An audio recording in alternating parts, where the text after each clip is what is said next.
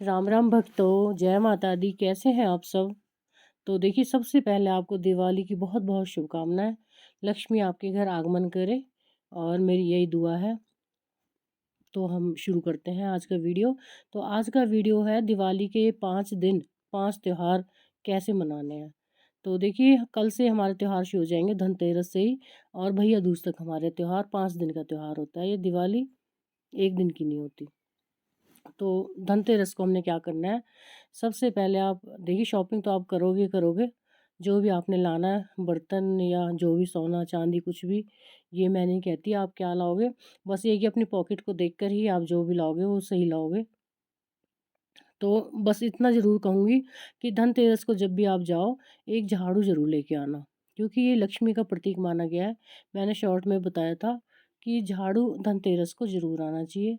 और जो भी हमारा पुराना झाड़ू है, उसे हम बाहर छत के लिए या आंगन के लिए यूज़ कर सकते हैं।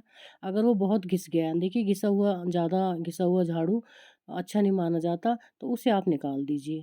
पर तिरस्कार करके मत फेंकिए, तिल्ली तिल्ली अलग अलग करके उसको कहीं भी यथास्थान बड़े आराम से रख के आइए, जहाँ भी रखना है आपने। तो या कूड़े वाली को देना है, बहुत आराम से देना उसको। तो बस यही कहूँगी मैं कि धनतेरस को हमने झाड़ू ज़रूर लाना है और नया यूज़ करना है, पुराने को हम बाहर या आंगन में या छत पे कहीं भी यूज कर सकते हैं। तो और मैंने दीपक बताया था शॉर्ट में।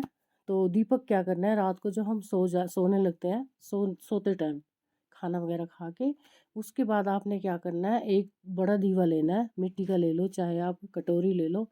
तो उसमें आपने कौड़ी डालनी है, एक कौड़ी डाल के फिर उसको उसमें अ, अगर आपके पास तिल का तेल है तो बहुत अच्छा है, तिल का तेल डालना है उसमें और लंबी बाती करके उस दिए में लौ लगानी है। और अगर आपके पास तिल का तेल नहीं है बाय द वे, या आप लाना भूल गए हैं, तो आप उसमें एक मुट्ठी या 1-2 चम्मच उसमें तिल डाल सकते हैं और ऊपर से सरसों का तेल डाल सकते हैं। तो वो हमने कहाँ जलाना है, दरवाजे के बाहर जलाना है, वो मेन गेट के बाहर। लेकिन उसकी लौ दक्षिण दिशा की तरफ होनी चाहिए। दिशा आप देख लेना कौन सी आपके दरवाजे के पास पड़ रही है, उस दिशा की तरफ उस बाती की लौ होनी चाहिए। और नीचे अनाज की ढेरी होनी चाहिए, उस दीपक के नीचे अनाज या चावल जो भी आपके पास है, धान है, गेहूं है या चावल है, जो भी है, थोड़े से नीचे रखने, ऊपर से वो दीवा रखना है। और उस दीवे में कौड़ी और तिल का तेल और लंबी बाती, बस वो आपने जलानी है। और यम महाराज जी का हाथ जोड़कर वंदन करना है कि यम महाराज जी, मेरा परिवार आपके सुपुर्द है, इसमें कैसे भी किसी भी तरह की कोई भी परेशानी नहीं आनी चाहिए, लंबी आयु बख्शें मेरे परिवार को। इस तरह से आपने उनका प्रार्थना करनी है दीपक जलाते हुए। और वो दीपक 4 बजे तक जलना चाहिए सुबह, कम से कम। अगर सुबह तक जलता है तो और अच्छी बात है। सुबह आपने उस दीपक को उठा लेना है और वो जो आपके चावल हैं उनको आप चिड़ियों को भी डाल सकते हो। तो ये हो गया हमारा धनतेरस। तो उसके बाद देखिए, नरक चतुर्दशी। नरक चतुर्दशी तो मैं नहीं बोलूँगी, उस दिन मेरे हनुमान बाबा का बर्थडे होता है। तो कहते हैं कि उनका बर्थडे तो अप्रैल में भी आता है, चैत्र मास में, लेकिन वो असली नहीं है। असली वाला जन्मदिन यही आता है, छोटी दिवाली वाले दिन। तो उनका हनुमान जी का पूजन करें, अगर आप हनुमान जी के भक्त हैं, नहीं है तो भी करें। उस दिन हनुमान चालीसा पढ़ें या सुंदरकांड पढ़ें, जो आपकी इच्छा हो वो करें, सबसे अच्छी पूजा है। लेकिन 11 दीप दिवाली पे, दिवाली से पहले छोटी दिवाली को तो देसी घी के ज़रूर जलाने हैं, वो 11 दीपक ज़रूर जलाने हैं। बस और बस हनुमान जी की पूजा करें, उनका प्रसाद बनाएं चूरमा। तो चूरमा आप जानते ही होंगे, तो चूरमा का प्रसाद बनाएं और भोग लगाएं। ये होगी छोटी दिवाली आपकी। अब बड़ी दीपावली को तो आपको पता है कि कैसे लक्ष्मी जी का पूजन किया जाता है।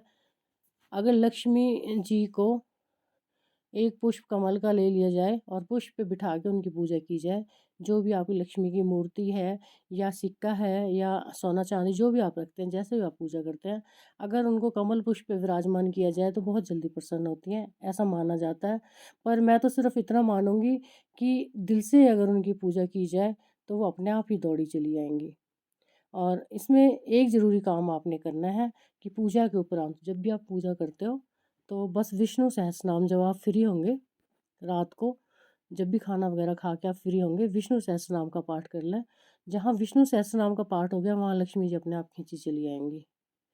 तो बस इतना करना है आपने। अगर आपसे थोड़ा बहुत भी हो जाता है, बस वो विष्णु सहस्त्रनाम बहुत जल्दी होता है, ज़्यादा समय उसमें नहीं लगता है, वो करना है, उसकी बुक ले आना और वो करना है। जहाँ विष्णु की पूजा होगी वहाँ लक्ष्मी अपने आप आ जाती हैं। जैसे उनका आरती वंदन आप करोगे, उसके बाद जब भी आपके पास समय हो, दिन में हो या रात को हो, तो वो आप ज़रूर करना। और इनके प्रसाद में वैसे तो सफ़ेद चीज़ ही बनती है। आप सफ़ेद मिठाई बना सकते हो, घर का बनाया हुआ है तो बहुत अच्छा है। अगर नहीं बना सकते तो आप बाज़ार से ला सकते हो। पर मैं मानती हूँ कि बाज़ार की चीज़ें शुद्ध नहीं होती, पता नहीं कैसे-कैसे हाथों से बनाते हैं लोग, नहाते हैं कि नहीं नहाते हैं। मैं हमेशा प्रसाद घर में ही बनाती हूँ, किसी भी त्योहार पे, किसी भी ओकेशन पे, मेरा प्रसाद हमेशा घर में ही बनता है। तो क्या करना है आपने, 1 या 2 किलो दूध जैसा भी हो, बस उसका आपने खोआ बना लेना है, उसमें ड्राई फ्रूट डाल दो, बहुत जल्दी प्रसाद बन के तैयार हो जाता है। जैसा आप बना सकते हो। तो सफ़ेद से बहुत जल्दी खुश होती हैं और उस दिन दाल चावल ही बनते हैं क्योंकि सफ़ेद चीज़ उनको बहुत प्रिय है। तो चावल में सफ़ेद आप बूरा डाल सकते हो, चीनी डाल सकते हो और दही के साथ भोग लगा सकते हो। तो ये लक्ष्मी जी का प्रसाद उनका प्रिय प्रसाद है। और खील पतासे वो भी सफ़ेद होते हैं, उनका ला के आप भोग लगा सकते हो। तो ये होगी हमारी दिवाली। जैसे भी बाकी आपके जैसे रीति रिवाज हैं वैसे ही करिएगा। बस ये लक्ष्मी पूजन में सफ़ेद चीज़, सफ़ेद फूल, सफ़ेद वस्त्र, अगर उनको जहाँ बिठाते हो वहाँ सफ़ेद वस्त्र बिछा दें और बाकी कमल के पुष्प पे उनको बिठाना है। तो जैसा भी आपको अच्छा लगे, जैसा भी आपके पूजन का विधि विधान है, ये हमारी लक्ष्मी जी का आगमन करना है, हमने दिल से करना है। ऐसा नहीं है कि आपके पास बड़ी बड़ी चीज़ें नहीं है तो आप छोटी चीज़ों से उनको नहीं रिझा सकते। अगर हम बहुत अमीर नहीं है और बहुत हमारे पास ये चीज़ें नहीं है, ये तो अमीर लोगों के चौंचले हैं। मैं इतना कहूँगी अगर श्रद्धा भाव से उनको पुकारा जाएगा तो वो ज़रूर आपके घर आएंगी। बस लक्ष्मी जी का एक नियम है कि घर में बस शांति हो। जहाँ प्रेम और शांति होती है वहाँ ही अपने आप खिंची चली जाती हैं। बस इतना ही करना है आपने। प्रेम और शांति ये ज़रूरी है। ये इनकी पूजा है। तो अब हो गया गोवर्धन। गोवर्धन क्या है? तो कई लोग विश्वकर्मा डे से मनाते हैं इनको, कई गोवर्धन। तो जहाँ कृष्ण पूजा होती है वहाँ गोवर्धन की पूजा होती है। तो गोवर्धन का मतलब होता है गोबर का धन। देखिए कृष्ण जी ने पर्वत उठाया था, तो गिरिराज महाराज की पूजा होती है। तो गिरिराज, गिरिराज, गिरि का मतलब पर्वत होता है, पर्वत उठाया था उन्होंने। लेकिन पूजा गोवर्धन की क्यों होती है? क्योंकि गोबर का धन जो हमारे पास गाय या भैंस होती हैं, उनके दूध वगैरह बेच के, हम दही वगैरह बेच के उनसे अपना पालन पोषण करते थे पहले, इसलिए गोवर्धन की पूजा बताई थी। लेकिन आजकल तो सबकी जॉब वगैरह, पहले जॉब नहीं होती थी, नौकरी नहीं होती थी, तो अब तो जॉब है। और आपका कोई व्यापार है, बिजनेस है, तो उसके आप उनके हथियारों की पूजा कर सकते हो, जो भी आपके पास है। मीन्स जैसे आप अगर सिलाई करते हो तो सिलाई मशीन की पूजा कर ली, अगर आप यूट्यूबर हो तो फ़ोन की पूजा कर ली। जिस भी तरीके से आपको अन्न धन मिल रहा है, जो भी आपका कमाई का सोर्स है, उसकी पूजा आपने करनी है। और ये होता है विश्वकर्मा डे भी हो गया और गोवर्धन की पूजा भी होगी। तो गोवर्धन की पूजा में हम क्या करते हैं, 56 भोग होते हैं। तो देखो 56 भोग तो हम नहीं बना सकते, पर जितना हमसे हो सकता है। तो हमारे यहाँ तो ये रिवाज है कि पूरी कचौरियाँ, हलवा वगैरह मिष्ठान ही बनाया जाता है। उस दिन हमारा तवा नहीं चढ़ता शाम को। बस ये कढ़ाई वाला सामान जो भी कढ़ाई में फ्राई होता है वही बनाया जाता है। पर आजकल तो देखिए ये सबको अपच हो जाती है इससे, थोड़ा हैवी हो जाता है। जैसा भी आप चाहो उनको रिझाना चाहो वैसे आप बना सकते हो। अन्नकूट बना सकते हो। अन्नकूट क्या होता है, कढ़ी बनाई और उसमें सारी सब्जियां मिक्स की, उसके बाद बाजरा या चावल जो भी बनाओगे उसके साथ वो बना दिया, ये अन्नकूट हो गया। अन्नकूट बना सकते हो, जो आपको अच्छा लगे, जो आप जैसा भी आपका रिवाज है। तो ये हो गया। बाकी फिर 5वां दिन होता है हमारा भैया दूज का। तो भैया दूज पे हमने क्या करना है, अपने भाई की लंबी आयु के लिए, तो देखिए नहा धो के उनकी पूजा करनी है कि यम महाराज मेरे भाई की रक्षा करना, उन्हें लंबी आयु दो, उन्हें सुख शांति दो, दिन दोगुनी रात चौगुनी उन्हें उन्नति दो। इस तरह से जो भी आप दिल से पूजा करोगे वो हमारे भाई तक पहुँचेगी। भले ही आप उनको टीका लगाने ना जा सको अगर दूर हो तो, भले ही अगर आपका भाई आपके पास ना आ पाए, लेकिन हम प्रार्थना तो कर सकते हैं। जाना ना जाना तो ये तो समय की बात है। तो जैसे भी हमारा समय है तो बस इतना ही कहूँगी। वैसे तो भाई, कथाओं में सुना है मैंने, भाई बहन के घर आता है और बहन उसको भोजन कराती है और फिर भाई उसको दक्षिणा दे के जाता है। तो यही रिवाज था पहले तो, लेकिन आजकल सब उल्टा पुल्टा हो रहा है। तो मैं इतना ही कहूँगी, ज़्यादा भी ना हो सके, बस यम महाराज से अपने भाई की प्रार्थना करना कि मेरे भाई को कोई भी कैसी भी परेशानी ना आए।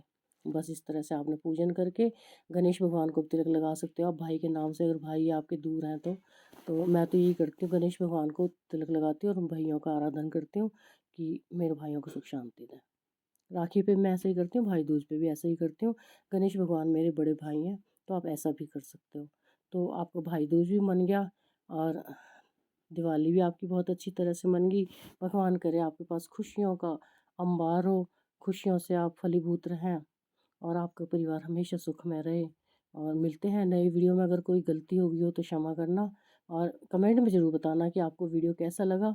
बस जो भी मेरे से थोड़ा बहुत जितना मैं जानती हूँ उतना मैं आप शेयर करती हूँ। मेरा वीडियो बनाने का मकसद यही है कि मैं आप तक अपने लाभ, अपनी हानि पहुँचा सकूँ। और बस आप कमेंट में ज़रूर बताना कि कैसा लगा आपको वीडियो, अच्छा या बुरा, जैसा भी लगा हो प्लीज़ बताना, मुझे बहुत अच्छा लगेगा। मैं अपनी कमियां सुधारने की कोशिश करूँगी। कमियां तो मेरे अंदर चलो बहुत है, पर ज़रूर बताना ताकि मुझे पता चले, कुछ सुधार कर सकूँ इसमें।